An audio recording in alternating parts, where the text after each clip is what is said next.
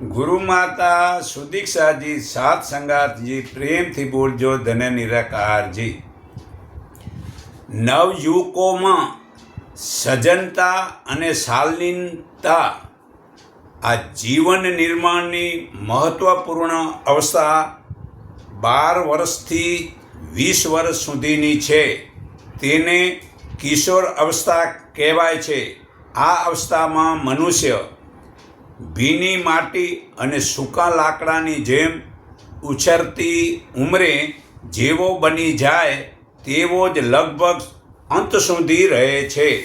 જે વૃદ્ધ થઈ ગયા હોય તેમની ઢળતી ઉંમરના દિવસોમાં તેમના સદ્ગુણોને સહન પણ કરી શકાય અને અપેક્ષા પણ કરી શકાય, પણ નવી પેઢીના વિકાસવાન બાળકોની અપેક્ષા ન કરી શકાય.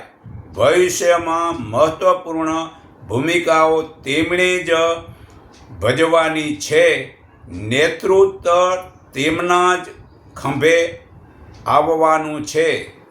તેઓ જ જેવા ભલા બુરા હશે તેને જ અનુરૂપ સમાજની ભાવિ સંભાવનાઓ બનશે.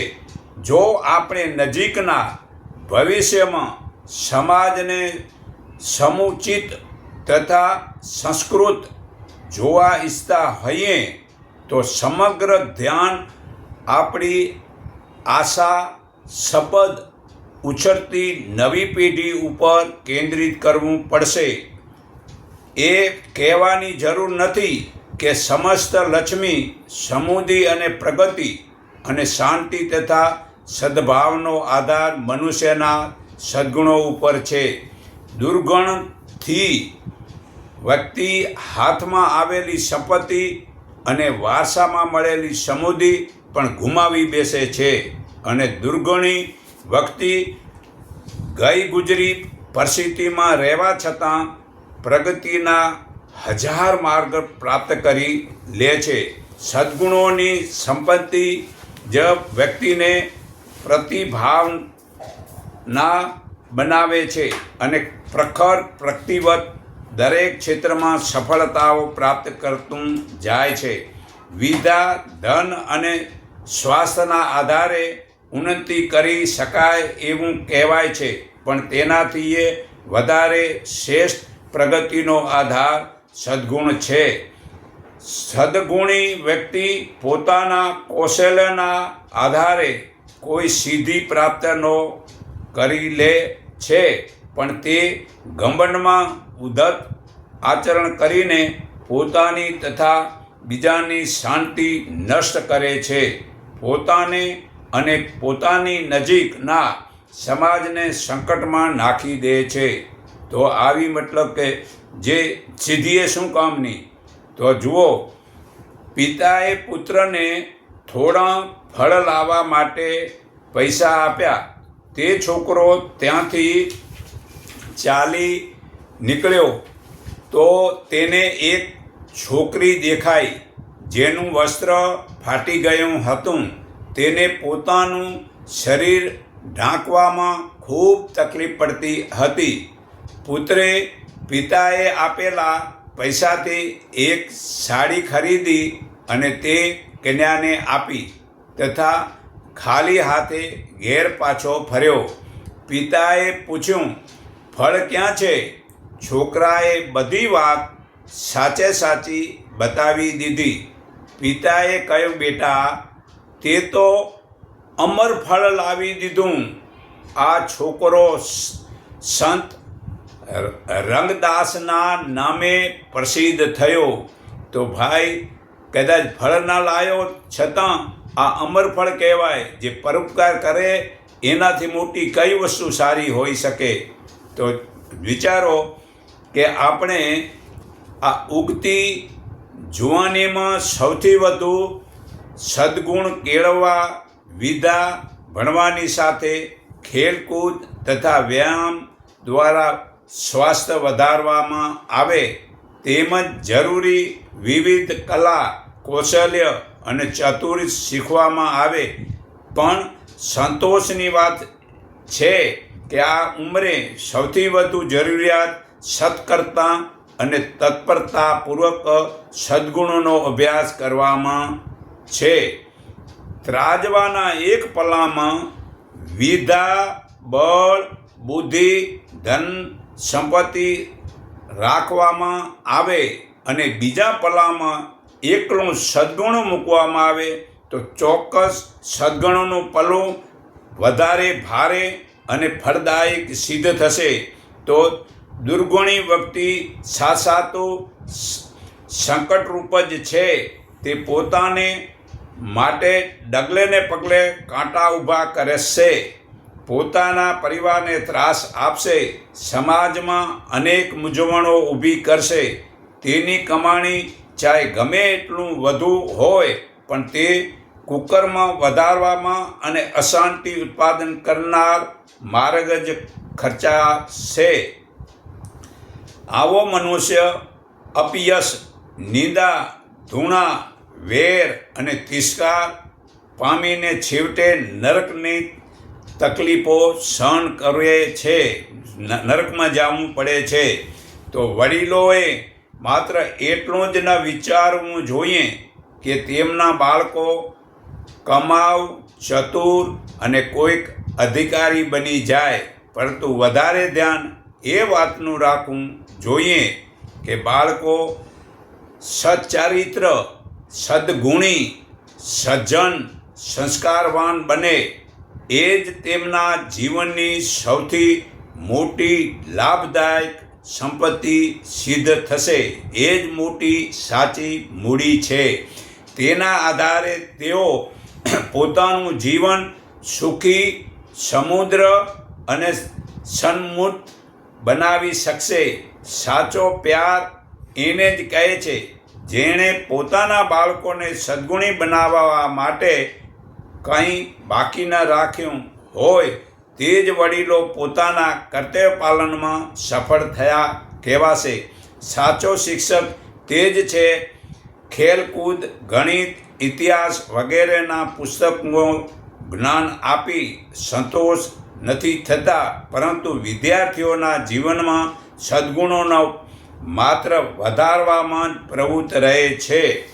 તો આજે કંઈક એવી ગંદી હવા ચાલે છે કે જેને લીધે નવી પેઢી ઉદારતાઈ અને ઉદારતાનું પ્રમાણ વધી ગયું છે. આપણા હોશિયાર બાળકમાંથી અધિકાંશ બાળકોમાં ઉદારતા તથા ગેરશિસ્તનું પ્રમાણ બહુ વધી ગયું છે. આ ચિંતાની વાત છે. તેમાં દેશના દુર્ભાગ્યને ખતરો રહેલો છે. આ બહુ તકલીફ થશે. વિચારો, આ પરંપરા છરાબાજી, શિક્ષકોની અપેક્ષા, પરીક્ષામાં નકલ કરવી, ટિકિટ વિના મુસાફરી કરવી, છોકરીઓની છેડતી કરવી, સિનેમાના શોખ કરવા, સુગાર, સજાવટ, ખોટો ખર્ચ કરવો, ઉદ્ધત આચરણ અને વાતચીતમાં અવિનય, અવિશિષ્ટતા વગેરે કેટલાય દુર્ગુણો આપણા હોશિયાર બાળકોમાં જોઈએ છીએ.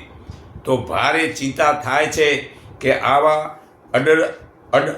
અડબડ અને વ્યક્તિત્વને લઈને ભવિષ્ય ઉજ્જવળ કેવી રીતે બનશે અને ભવિષ્યમાં જેમના ખંભે જવાબદારી આપવાની છે તેને કેવી રીતે નિભાવશે. થોડુંક તો વિચાર કરો કે જે આજે બાળકો કેવા બની જાય છે તેનો જરાય વિચાર કરતા નથી. જે નવયુવકો પોતાનું ભલું કે ખરાબ સમજવાની સ્થિતિમાં છે તેમણે ગાંઠ વાળી લેવી જોઈએ કે સભ્ય સમાજના જવાબદાર નાગરિક હંમેશા પોતાના વ્યક્તિત્વને તેજસ્વી બનાવવા માટે સદ્ગુણોનો પોતાના સ્વભાવમાં નિરંતર સમાવેશ કરતા રહે છે. શિસ્તા જ લોકપ્રિય બનાવે છે. શિસ્તપ્રિય જ વ્યક્તિના શિસ્તમાં જ બીજા લોકો રહે છે. સજ્જનોને જ શ્રદ્ધા મળે છે. સદ્ગુણી બીજાનું હૃદય જીતે છે અને દસેય દિશામાંથી તેમની ઉપર સ્નેહ સહયોગ આમ વરસે છે. આ જ રાજમાર્ગને જે અપનાવે છે તેને જ મનસ્વી, તેજસ્વી તથા યશસ્વી બનાવવાનો અવસર મળે છે. અને જે દુષ્ટતાના દુર્ગુણોમાં ફસાઈ ગયા તે થોડા જ સમયમાં બીજાને અંતકિત કરી ક્ષણિક રોપ આમ બતાવી ને દાબ જમાવી શકે છે અને ડરાવી શકે છે, ધમકાવી શકે છે, કાંઈક ઉલટું સૂંધું કર્યા કરે છે. પણ આ નાની નાની એવી સફળતા છેવટે બહુ જ મોંઘી પડે છે અને ભારે પડે છે. લોકોની નજરમાં જ્યારે વ્યક્તિત્વ નીચે ઉતરી જાય છે અને આપણને ગુંડા કે ઉપદ્રવી માનવા લાગે છે તો સમજવું જોઈએ કે સન્માન અને સહયોગની સિદ્ધિ સમાપ્ત થઈ ગઈ. જીવનમાં પ્રગતિ અને શાંતિ માટે બીજાની સદ્ભાવના અને સહાયતાની જરૂર પડે છે. પણ આ બંને સહાય કેવળ સજ્જનોને જ મળે છે. આતંકવાદી અને ઉદ્ધવ વ્યક્તિને કોઈના હૃદયમાં પોતાનું સ્થાન નહીં બનાવી શકે. તેને માટે સૌની અંદર ધૂણા અને અવિશ્વાસ ભરેલો રહે છે. એવી વ્યક્તિ જીવનમાં કોઈ ઊંચું સ્થાન પ્રાપ્ત નહીં કરી શકે. તેને કોઈ પણ મોટી સફળતા નહીં મળે. તો યાદ રાખો, આવું આપણા શરીરમાં ખરેખર જે જીવનમાં આ નવયુવકોમાં સજ્જનતા અને શાલીનતાની ખાસ જરૂર છે. આપણા નવયુવકોએ સમજવું જોઈએ, પોતાના જીવનમાં શાલીનતા અને સજ્જનતાના ગુણોને વધારવા જોઈએ, ત્રેવડ રાખવી જોઈએ. તેથી આપણું અને રાષ્ટ્રનું કલ્યાણ થશે. રામકૃષ્ણ પોતાના વખાણથી નારાજ થઈ ગયા અને બોલ્યા, આપણે યશની જરૂર નથી, પોતાના ચારિત્રને ઉજ્જવળ બનાવવું જોઈએ. ચારિત્ર હશે, કીર્તિ હશે તો પોતાની મેળે ફેલાશે. જેવી રીતે ફૂલની સુગંધ ફેલાય છે એવી જ રીતે ચારિત્ર પોતે મળે ફેલાય છે. એક જ જ્ઞાની વડીલો રિસાયેલા છે જે હાલમાં માતા પિતા અને શિક્ષકોથી જેના બાળકો આળસુ છે તથા ક્રોધી છે. આ સર્વનું કારણ ગુણો નથી કે મર્યાદાઓ નથી, ખોટી રીતે વર્તન કરે છે. જે બાળકો સવારે ઉઠતા નથી 4 થી 6 વાગ્યાની વચ્ચે, તે બાળકોને સમજવા માટે, શીખવવા માટે દરેક પ્રકારની કડવા કે મીઠા ઉપયોગ કરવા જોઈએ કે જેથી તેઓ સજ્જન બને, તો ચારિત્રવાન બને, તે મહેનતથી બને અને મર્યાદાનું પાલન કરે, સમાર્ગી બને. તેમજ બાળક પોતાનું, કુટુંબનું, સમાજનું અને રાષ્ટ્રનું બધાનું કલ્યાણ થાય છે. તો જુઓ, મર્યાદા માટે નીચેનું આ બધું જ સ્ત્રી ભોગ જ ગણાય છે. સ્ત્રીને આ માળા પહેરાવવી, ચંદનનું ટીલું કરવું, પુરુષે તેની સાથે હસવું, આલિંગન વગેરે કરવા અને તેની સાથે એક ખાટલે બેસવું, જમવા કે પલંગ વગેરેમાં બેસવું, એ બધું સભોગ એટલે મિથુન કહેવાય છે. એકબીજાની સંમતિ. પુરુષ જો સ્ત્રીના અંગને ને સ્ત્રી પુરુષને અડકવા લાયક સ્થાનનો સ્પર્શ કરે અને બને એવા સ્પર્શ સહી લે તો આ બધું જ સ્ત્રી ભોગ મિથુન જ કહેવાય છે. જ્ઞાની પુરુષ તે સિવાય કોઈ પણ પુરુષ એમ સ્ત્રીને છબે તો તેનો દેહાંત દંડની શિક્ષા કરવી તો જ હંમેશા રક્ષણ રહેશે. આ મનુસ્મૃતિ પાના નંબર 195, શ્લોક 357, 358 ને 379માં પુરાવો છે. ત્યાં હાલમાં બાપ દાદાની હાજરીમાં એક ટેબલે બેસી જમે છે, તેમાં સર્વે બેઠા છે, ત્યાં નવી પેઢીના એકબીજા ખોરાક ખવડાવે છે અને બધાની જોડે બેસે છે, ને નવી પેઢીના બાળકો હાથ પકડીને બધાની સામે હાથ પકડીને આમ ફેરવે છે. આ બધું વર્તન કરવાથી મર્યાદા વિનાનું સમાજનું બંધન કલ્યાણ નહીં થાય. તો ખરેખર કલ્યાણ માટે તમને આ ખરેખર વેદની પણ જરૂરી છે. તો વેદ માટે ખરેખર રઘુર્વેદ 1:164 બધી જ પરમાત્માની જુદી જુદી શક્તિઓને જે એક દેવતા નામથી જ ઓળખવામાં આવે છે, પણ એક જ છે, એટલે તેના ગુણકર્મ તથા સ્વભાવ પ્રમાણે તે પરમાત્માની ઉપાસના કરો. પરમાત્મા સર્વત્ર ફેલાયેલા છે, દેખાતા નથી. પરમાત્મા તે એક જ છે. તેને કોઈ ઇન્દ્ર કહે, મિત્ર કહે, વરુણ કહે, અગ્નિ કહે, યમ કહે, રામ કહે, કૃષ્ણ કહે, દુર્ગા કહે, કાળી કહે કે ઉમિયા કહે, દુર્ગા કહે કે શંકર કહે, અલ્લાહ કહે કે ગોડ કહે વગેરે નામોના બોલે છે. તે નામનો છોડીને ઈશ્વરના જેવા એ બધાના ગુણકર્મ આપણા જીવનમાં ઉતારવાના છે અને તે પ્રમાણે આચરણ કરવાથી જીવન સફળ થાય છે. તે પરમાત્માના નામોના લીધે ઝઘડો કરવા સૌ મોટી ભૂલ કરે છે. આજકાલના લોકો ઈશ્વરના ગુણ જીવનમાં ઉતારતા નથી, પણ તેમના નામે લડવા અને મરવા તૈયાર છે કે પરમાત્માનો ઠેકો જાણે તેને જ લઈ લીધો છે. તેવા લોકો કેવળ મંદિરની અંદર જ ભગવાન રહે છે. બહાર ગમે એટલું પાપ કર્મ કરે તો ભગવાન તે દેખતા જ નથી. તે પરમાત્મા સૂક્ષ્મ વ્યાપક છે, અજ્ઞાની જાણતા નથી. તે પરમાત્મા એક રૂપમાં સર્વત્ર હજરા હજુર છે. દરેક ઘડીએ તેઓ આપણી સાથે રહે છે. સૃષ્ટિના ખૂણે ખૂણે પરમાત્માની હાજરી છે. આવું જાણીને ધ્યાનથી સત્યકર્મ કરવું, પ્રભુના ગુણોનું ચિંતન કરતો રહેવું જોઈએ. રઘુર્વેદ 32:8 વિધાન લોકો પોતાના જ્ઞાનથી, ચિંતન મનનથી અને અનુભવથી જાણી લે છે કે પરમાત્મા પ્રત્યેક પદાર્થમાં છુપાયેલા છે. તે સર્વે જગતને આશ્રય આપનાર છે.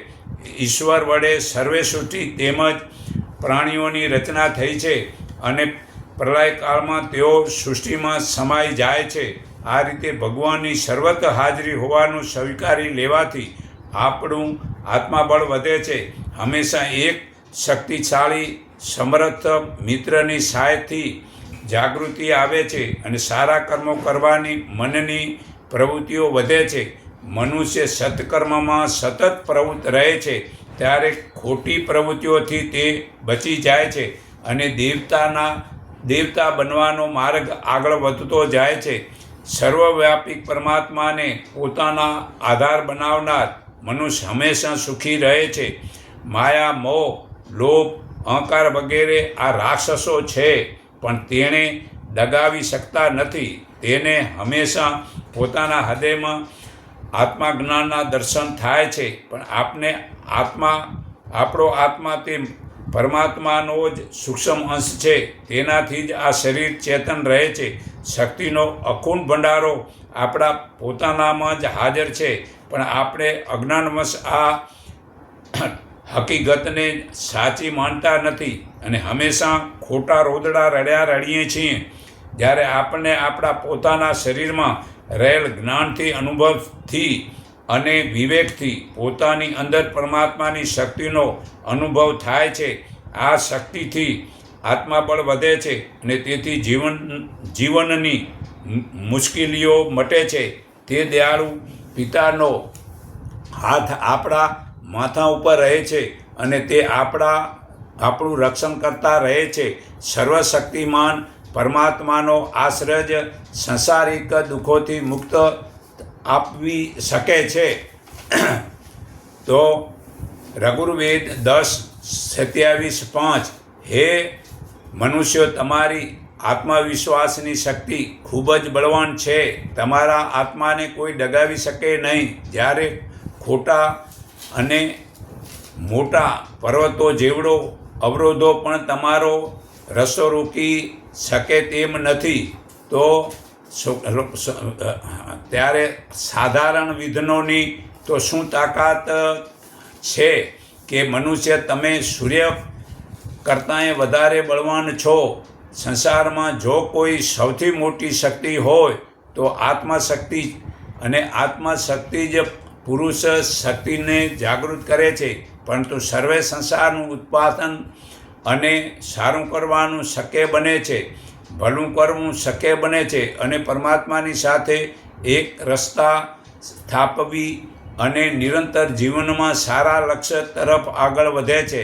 સામાન્ય રીતે આપણું શરીર, પ્રાણ, મન, બુદ્ધિ અને આત્મા એ પાંચેય કોષોનું બનેલું છે. આ આત્મા પરમાત્માનો અંશ છે અને તે નરમાંથી નારાયણ બની શકે છે. આ સંસારની રચના પરમાત્માએ એ કરેલી છે. તેટલી જ શક્તિ આપણા આત્મામાં રહેલી છે. આ હકીકત પર વિશ્વાસ કરવો તેને જ આત્મવિશ્વાસ કહેવાય છે. આત્મવિશ્વાસ મનુષ્ય એકવાર જો નક્કી કરી લે તો પછી સંસારની કોઈ શક્તિ તેને ડગાવી શકતી નથી. આત્મવિશ્વાસે હનુમાનજીએ આ સમુદ્ર ઓળંગી દીધો હતો. આત્મવિશ્વાસે અર્જુને મહાભારતના યુદ્ધમાં વિજય પ્રાપ્ત કર્યો હતો. વર્તમાન સમયમાં જે લોકો સફળ થયા છે તે આત્મવિશ્વાસનો ચમત્કાર છે. ભૂલ માત્ર એક જ છે કે મનુષ્ય ન તો પોતાના આત્માને ઓળખી શક્યો છે કે ન તો પરમાત્માને. તે સંસારિક સુવર્ણ મૃગની જેમ જળમૂર્તિના કર્મકાંડની પાછળ ભટકતો થઈ ગયો છે અને દુઃખો ભોગવે છે. પરંતુ આત્મવિશ્વાસ નક્કી થવાથી આપણને હંમેશા આપણા આત્મામાં જ પરમાત્મા સમાયેલા છે તેવો અનુભવ થતો રહે છે. તેની હાજરી આપણને પોતાના સત્કર્મો કરવાની પ્રેરણા આપે છે. આ ગીતા અધ્યાય 2 શ્લોક 24માં પુરાવો છે.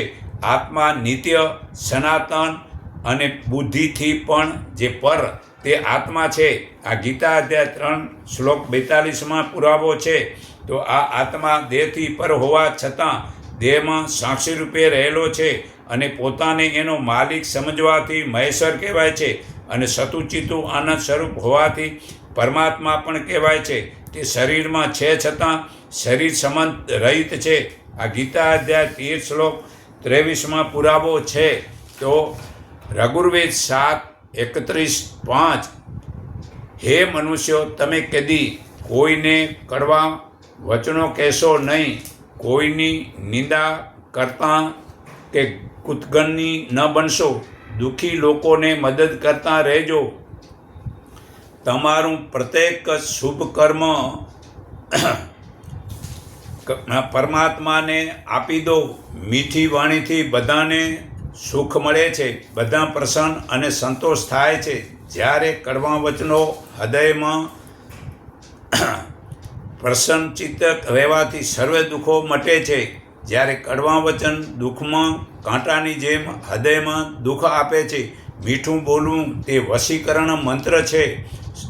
એસી બાની બોલીએ એ મન કા આપા ખોય, ઓરન કો શીતલ કરે ને આપ જ શીતલ હોય.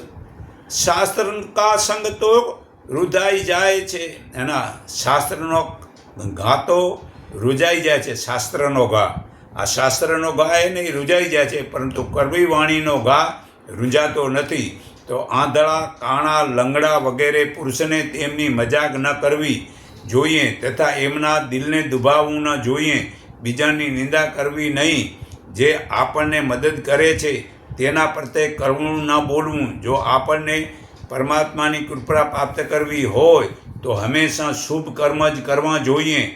પરમાત્મા ખોટા કર્મ કરનારનો નાશ કરે છે, બીજી બાજુ સત્કર્મ કરનારનું પરમાત્મા રક્ષણ કરે છે. મધુર વાણી મનુષ્યના ચારિત્રને શ્રેષ્ઠ બનાવે છે. આ ગીતા અધ્યાય 9 શ્લોક 22માં જેઓ આશા રાખ્યા વિના પરમાત્માનું ચિંતન કરતાં પરમાત્માને નિષ્કામ ભાવથી ઉપાસે છે તે નિત્ય પરમાત્મામાં જોડાયેલાના યોગ તથા મહેનતનો ભાર પરમાત્મા ઉઠાવે છે. હે અર્જુન, તારી પાસે જે નથી તે બધું જ હું આપીશ ને આપેલી વસ્તુનું રક્ષણ પણ હું પોતે જ કરીશ.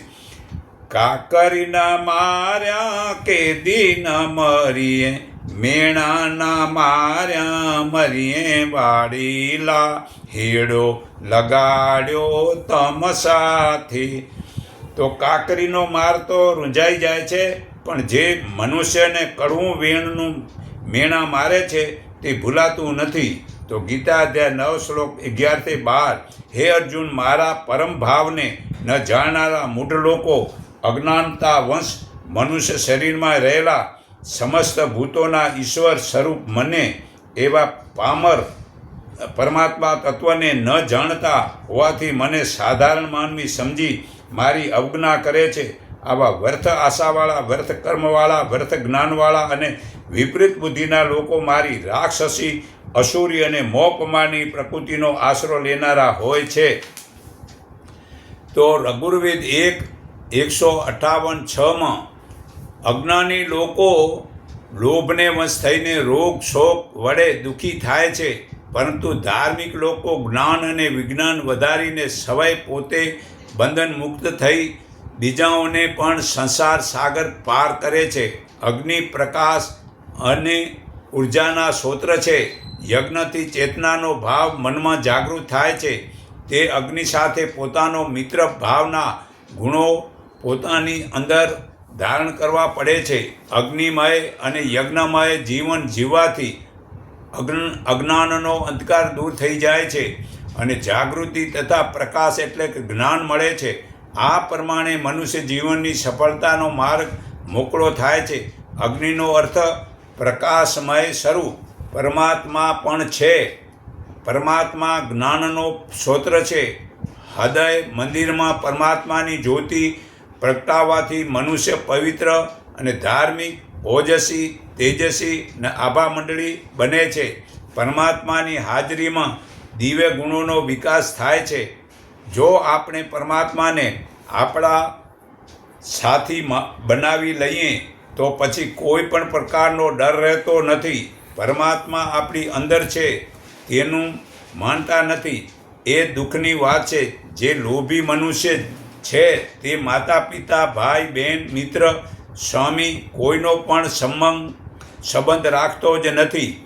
ધન માટે તે તેમની હત્યા કરવામાં પણ જરાકે અચકાતો નથી. તે ભૂલી જાય છે કે ભૌતિક પદાર્થ ન તો કોઈની સાથે જાય છે, એ તો અહીંયા જ પડ્યું રહી જાય છે.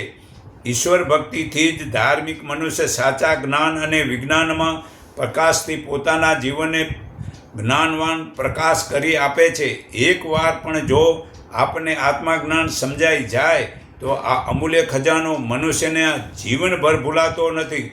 આધ્યાત્મિક યાત્રામાં ઉતાર ચઢાવ આવશે, પરંતુ આપણને નિરાશ તથા દુઃખી થવું જ ન જોઈએ. આશાના પ્રયત્નો કરતા રહેવું જોઈએ.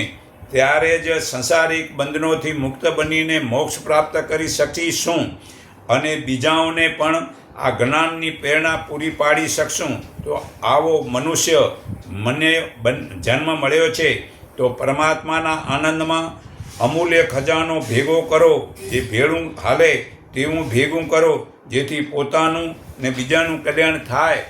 તો અથર્વવેદ 7:17-1 ગૃહસ્થ લોકો પોતાના પુરુષાર્થ વડે પરમાત્માની કૃપાથી ધન અને બળ મેળવીને સુખ પ્રાપ્ત કરે.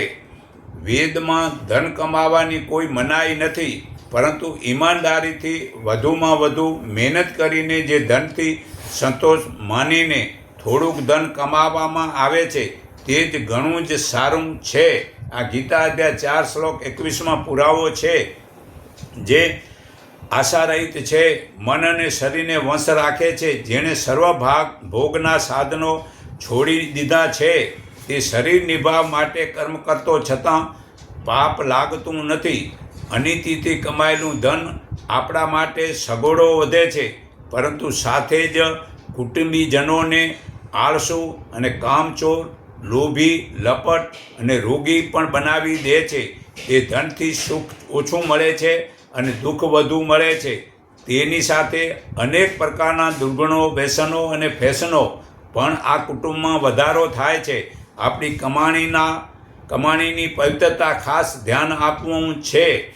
ઘરને યોગ્ય રીતે ચલાવવા માટે જે જરૂરી વસ્તુ તે લાવવી જોઈએ. લાખો કરોડો રૂપિયાનો મોજશોખનું આ પાખંડ છોડી દો. તેથી દિવસો બગડે છે અને ભારતનું દેવું કરીને વિદેશોમાંથી આયાત કરવામાં આવે છે. આપણું ખાવાનું, પીવાનું, દરેક વસ્તુનું, જન્મદિવસ ઉજવવાનું, લગ્ન વગેરે પ્રસંગનું બધું જ કૃત્રિમ વિદેશી પાખંડ છે. ભારતીય વાતાવરણ અને રહેણીકહેણીની દૃષ્ટિએ તે બધું જ ખોટું છે અને સ્વાર્થની દૃષ્ટિએ નુકસાન કરે છે. આ રીતે ધનની પવિત્રતા સાચવવી રાખવી, આત્મબળ વધે છે તથા કુટુંબના બધા જ સભ્યો એક સંગઠિત હોય. સંસારિક કુટુંબમાં બાળકને બાળપણથી જ આવા ધનનો ત્યાગનું શિક્ષણ કરાવવું જોઈએ અને શરૂઆતથી જે તેમનામાં આત્મવિશ્વાસપૂર્વક ખોટા રિવાજોનો બંધ કરાવવું જોઈએ. આવા કુટુંબમાં જ બધા લોકો સુખ અને સંતોષના સંગઠનથી આત્માની ઉન્નતિ કરે છે અને એક જ સ્વસ્થ સમાજના જ નિર્માણમાં સહાય બને છે. તો પોતાનું કુટુંબ, રાષ્ટ્રનું, સમાજનું કલ્યાણ માટે વિદેશી નકલમાં રિફ્લેક્શન ન કરવું અને ખરેખર આ ખોટી વસ્તુ છે અને વિદેશીની જેમ ડબલ રોટી ખાવાનું છોડી દો. કપડાં આપણા ભારતના સાડી વગેરે પહેરો. શા માટે વિદેશોની નકલ કરો છો? તો યજુર્વેદ 5:44-15 જે જાગૃત છે અને આળસથી હંમેશા સાવધાન રહે છે તેમને જ આ સંસારમાં જ્ઞાન વિજ્ઞાન મળે છે, તેમને જ શાંતિ મળે છે. તેઓ જ મહાન પુરુષ કહેવાય છે. ઉઠો, જાગો અને જ્યાં સુધી આત્મા ધ્યેય પ્રાપ્ત ન થાય ત્યાં સુધી અટકો નહીં. આપણે ખરેખર શું જાગેલા છીએ? આપણી ઉપર અજ્ઞાન અને આળસ અને તમોગુણો જ નશો છે. તેના લીધે આપણે હજુ જાગૃત નથી. જાગૃત તો પરમાત્મા છે. આપણે આપણી શક્તિ પ્રમાણે એમની જેમ હંમેશા જાગૃત રહેશું અને આપણું કર્તવ્યનું પાલન કરવામાં ક્યારે પણ આળસ કરશું નહીં. જે કાલે કરીશ તે આજ કર, આજ કરીશ તે હમણાં જ કરવાનું. કાલ કરેશો આજ કર, એ કાલ કરેશો આજ કર, આજ કરશો અબ કર. ભાવનાથી કર્મ કરીશું, ઉમંગી બનીશું, આળસ છોડીશું. આવું વર્તનથી પરમાત્માના ગુણોનું આપણામાં ધારણ કરી શકીશું. આ જ સંસાર જાગૃત લોકો માટે બનેલો છે. તેઓ પોતાના પુરુષાર્થથી સાચું જ્ઞાન પ્રાપ્ત કરે છે. સંસારીની બધી સગવડો તેમને જ સહજતાથી મળે છે. આળસુ લોકો સુખ સગવડોની પાછળ ભાગતા ફરે છે, છતાં તેમને સગવડ મળતી નથી. તેઓ તમોગુણના નશામાં છે. સાત્વિકતાનું અમૃત સવારની વેળાએ 4 વાગે મળે છે. આળસુને તે સવારની વેળાનું અમૃત મળતું નથી. પરમાત્માની કૃપા મેળવવા માટે પુરુષાર્થ કરે છે તેમને જ પરમાત્મા મદદ કરે છે. આજે નાના નાના બાળકો વિષયથી પોતાને સમય ટીવી, મોબાઈલ અને ક્રિકેટમાં પસાર કરે છે અને પોતાના વિચારોને ખરાબ કરે છે. આટલું જ નહીં, ડૉક્ટર, શિક્ષક, વેપારી, ખેડૂત, મજૂર, અધિકારી બધાના કર્મચારીઓ ચોરી અને આળસનો રોગ વધ્યો છે. તે સમાજમાંથી આળસરૂપી રાક્ષસને ભગાડવાનું મુખ્ય કર્મ તે બ્રાહ્મણનું છે. હે અર્જુન, વેદો સત્ય, રજસ અને તામસ એવા ત્રિગુણાત્મિક વિષયોવાળા છે. તું ત્રણેય ગુણોથી અલિપ્ત થઈ જા. સુખ દુઃખ દદુઓથી છૂટો થઈ જા. નિત્ય સત્ય વસ્તુ વિશે સ્થિર રહે. કઈ વસ્તુ મેળવી કે સાચવાની ભાંગજોડથી મુક્ત રહે. નિત્ય ધૈર્યનિષ્ઠ યોગ ક્ષેમની ચિંતા વગરનો થા. આત્માપરાયણ થા. ફક્ત પરમાત્મા પ્રાપ્તિનો જ લક્ષ્ય રાખ. આ ગીતા અધ્યાય 2 શ્લોક 45માં પુરાવો છે. તો હું સર્વના હૃદયમાં રહેલા પરમાત્માને હું મારા હૃદય ભાવથી નમન કરું છું.